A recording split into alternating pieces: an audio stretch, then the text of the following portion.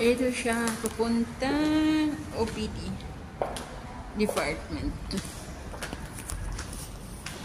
Yan yun, waiting area ng laboratory. Yan, yung papunta doon sa pinakadulo.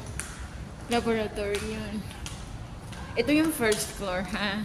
Yan. Yung orthopedic. Yan. Rooms. Professional, IOH. Kasama na din nila yung Lifestyle Winner Center. One Care. Yan. Yung sunod. Yung surgery. Wala naman ibibenta mo. Benta mong palim eh. Hindi. Vlog. Yan.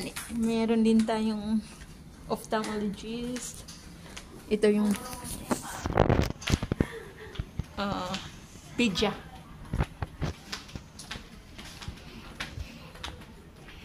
Ayan. Dito po, meron din siyang version ng laser center. Dito tayo ngayon sa Eternal Med. Yan.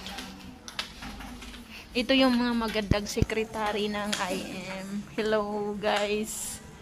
Yan. Ito yung information desk. Naka-OIC lang kasi 5 o'clock na.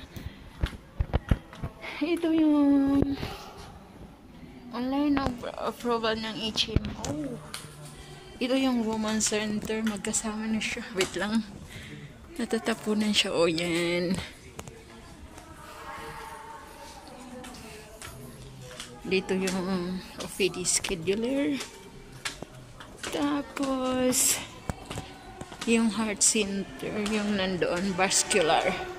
Yan, yan, papunta na siya sa bathroom. Ito yung laman ng first floor ng Qualimed. So, ito pa. Sorry, nakita ang basurahan.